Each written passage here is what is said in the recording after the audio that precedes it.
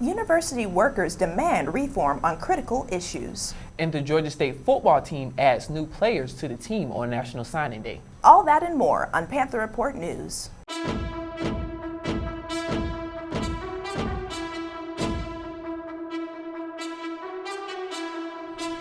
Hello and welcome to Panther Report News. I'm Cherie Pruitt. And I'm Keelan Berrien.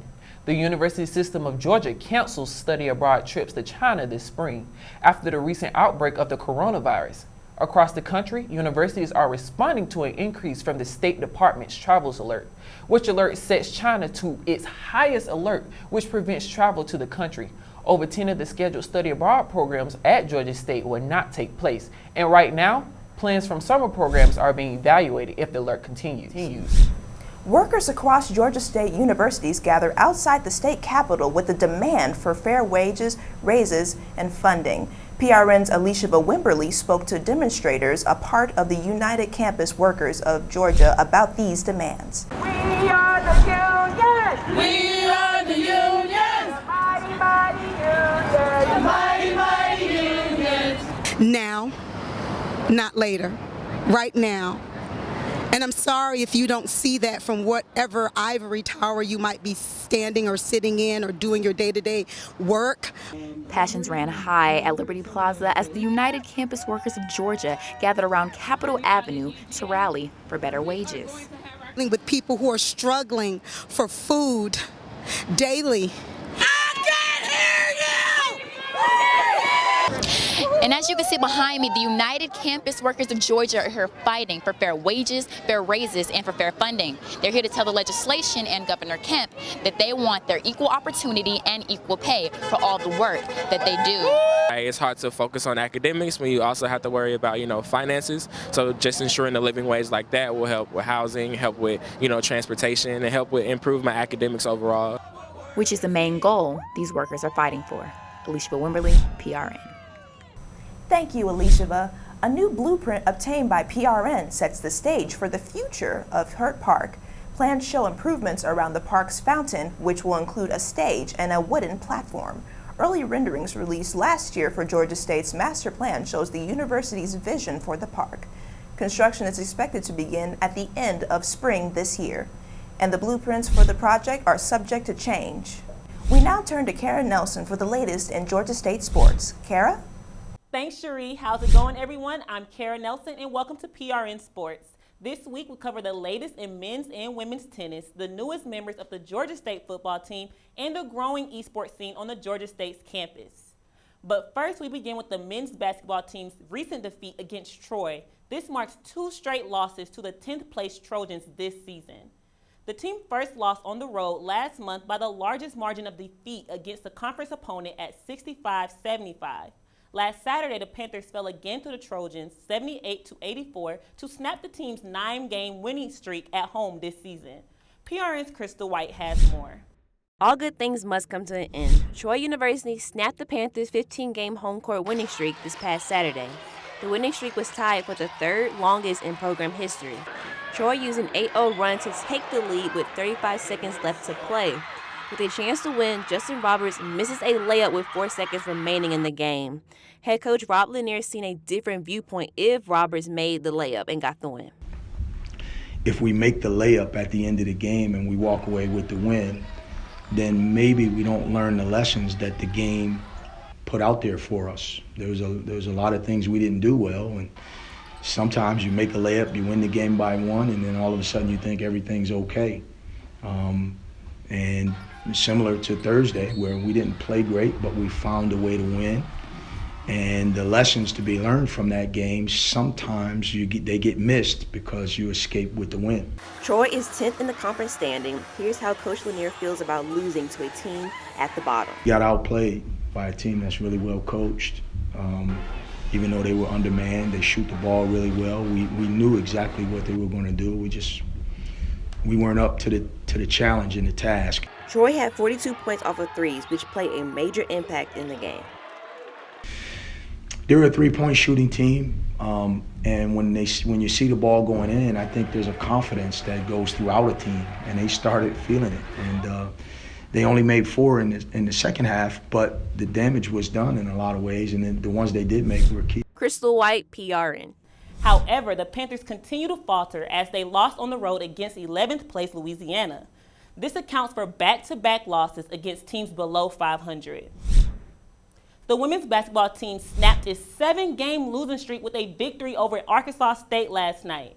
Reporter Christian Crittenden sat down with women's assistant coach A.G. Hall to discuss the ways the young team is succeeding in areas in need of improvement.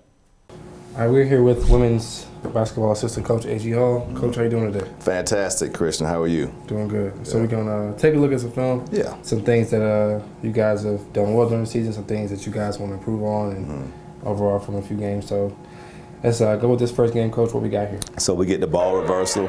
We get that same screen. She does a good job of screening here. Joelle does. And this is supposed to be our first look. And we have her. Anytime this defender is trailing, we're telling them to make the play. Okay. But again, we missed that one, which, that's going to happen. And then the next screen is going to be the flare. Again, she has the option to dive or she can come off. Cam, who's a pretty good shooter, more times than not, she's going to come off the flare. Is that something that you guys, maybe that teams pick up on the film? And so here it seems like they took it away. So since she kind of does it a lot, is this something that you kind of work with her on to switch it up some? The good thing about this offense, and as these players grow, you're always going to have a choice. So they can take away one, but you still have the option to go the other way, and we're still going to be in the flow of the offense. Okay. But teaching it this way, if you have freshmen, sometimes it's going to take time because they have to be patient and read. For Cam, as she gets better and she's more consistent shooting the 3-ball, they're going to start taking that away from her, and then she's going to have to dive. But for right now, because she's a freshman, her numbers aren't great, they're going to give her the flare. Okay. So, but if Cam, basically whichever way Cam goes, if she takes the flare, the post player is going to dive. Okay. If Cam had dove, then the post player will pop. Okay. So in this instance, Cam flared, the post player dive, and we hit the dive, which is a great pass. That's one of my favorite clips from that game. The Georgia State men's tennis team season continues with a narrow defeat at the hands of 56 Wichita State. The Panthers were defeated 3-4 against the Shockers, with the team splitting the single competitions 3-3, but losing 2-1 in the doubles. The Panthers also fell to 16 Tennessee Volunteers 0-7. On the women's side, the Georgia State women's tennis team has matchups against East Tennessee State and Virginia's Commonwealth this weekend, after falling to Auburn last Saturday 1-6. However, Eva Shavu did defeat 79th-ranked Taylor Russo in straight sets to give the Panthers their one and only victory on the day. Football may be over, but that doesn't mean we're finished talking about it. This Wednesday, the football world had National Signing Day. It's meant to celebrate the next steps in these young athletes' careers. PRN's Christian Crittenden has more on the pickups and the Panthers made up for next season. The Georgia State football program recently added 16 new players in the December and February signing periods. This is the third recruiting class for head coach Sean Elliott. It ranks 108th in the country and 8th in the Sun Belt Conference. This class includes South Carolina defensive back Jameis Williams, who decided to transfer back home to Georgia. The former 4-star played his high school football at Grayson High School. He was also named to the 2017 SEC All-Freshman team. Elliott spoke highly of Williams after his signing was made official back in December. Jam's a special player. I mean, if you look at him, he can play the corner position. I think he was a all-SEC freshman. He can play on offensively. If you look at his speed and the explosive nature of what he creates, he gives us such a dynamic player. I mean, in the return game, in the whether it's punt return or kickoff return, just an explosive nature, a great athlete, tremendous get for us. The Panthers are searching for their quarterback of the future, and they may have it in 3-star Michele Colasardo. The gunslinger threw for over 3,000 yards and 36 touchdowns during his senior season. Christian Crittenden, PRN. The Georgia State softball team is set to begin their season this weekend with 5 games in USF Rawlings Invitational. The Panthers will begin their season against Fresno State and 17 Michigan State today, Illinois State and South Florida tomorrow, and final game Sunday against number 7 Florida. Additionally, the Panthers will face the University of Georgia Wednesday at home. Esports is a growing phenomenon on the professional field as well as in our own backyard. Reporter Cherie Pruitt has more on Georgia State's Super Smash Brothers tournament community. Take a look. I mean, I'm excited, yeah. I'm pretty excited. I don't know if you can tell. Students take their gaming skills to the next level with smaller knit opportunities. freshman June Lee wanted more out of the tournaments than just the usual CMII tournaments. Well, I've been hosting tournaments for quite a long time before I was a student, but when I came here, I realized that there wasn't really much going on for Smash Brothers, even though I knew there's a lot of people that play, because everyone played Smash growing up. Everyone plays in their dorms or they're in the student center always playing the game. So I was like, why not create a weekly tournament for everyone to come together and just do that, This weekly tournament happens right here at the Creative Media Industries Institute. Here, students can have more niche gaming experiences without the thrill of a regular tournament.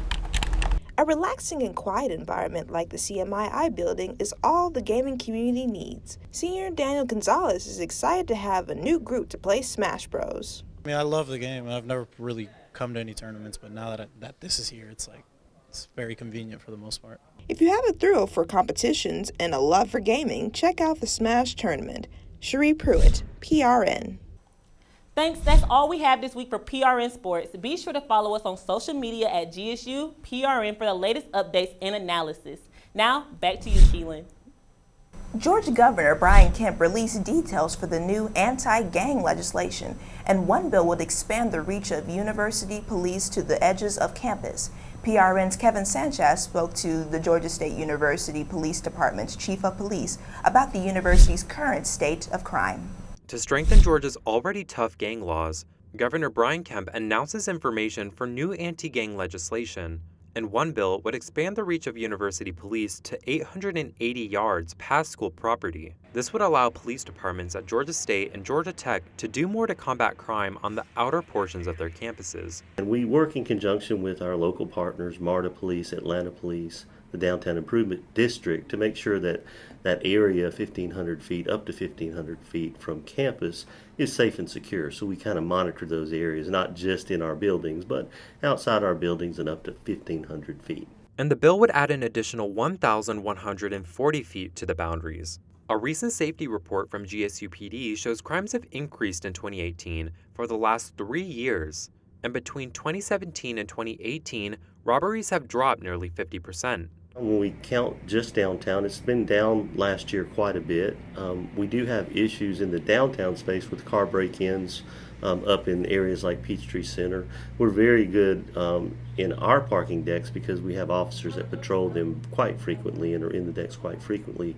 So if you did pull a map of crime and you put Georgia State on that map and looked around us, you would see a splattering of crimes around us that may be happening out of our jurisdiction and in the city's jurisdiction, which right now we're concerned with our jurisdiction and 1,500 feet from it and making sure that we protect our students, faculty, staff, visitors who are on this campus. The bill would also add lawyers to the Georgia Bureau of Investigations through a new legal division. These lawyers would be special prosecutors for gang crimes, and right now, the agency only investigates crimes. Opponents have been critical to the bills, saying the focus should be directed on funding prevention methods. But before the bill becomes a law, it needs to be approved by the Georgia House and Senate. Kevin Sanchez, PRN. 21-year-olds Jordan Jones and Baron Brentley were indicted last week, with both facing 6 charges each. Brentley faces an additional charge of aggravated sodomy for the sexual assault. District Attorney says they are not pushing for the death penalty against either defendants. This past Sunday was Groundhog's Day. It sure was. Yes, and this year, the nation's 2 primary groundhogs have a different forecast predictions for when the winter will be ending. General Beauregard Lee is the groundhog who lives in Jackson, Georgia. He predicts that there will be 6 more weeks of summer. Oh man, I'm so ready for spring. Don't get too down. Pennsylvania's groundhog, Puck Fatani Phil, seen his shadow on Sunday and predicts an early spring. Oh, it sounds like the Battle of the Groundhogs in 2020. Yep. Well, I heard that General Beauregard Lee comes highly recommended, receiving certificates from the University of Georgia as Doctor of Weather Prognostication and Doctor of Southern Groundology from Georgia State University for his accurate predictions. I guess we'll have to see who's right this year. Yep, well, that's our show. Make sure you stay connected to the Panther Report news throughout the week, and be sure to follow us on all social media platforms at GSU PRN. Also, subscribe down below and let us know which groundhog you think was right about when spring is coming. I'm Cherie Pruitt. And I'm Keelan Berrien, and we'll see you next week.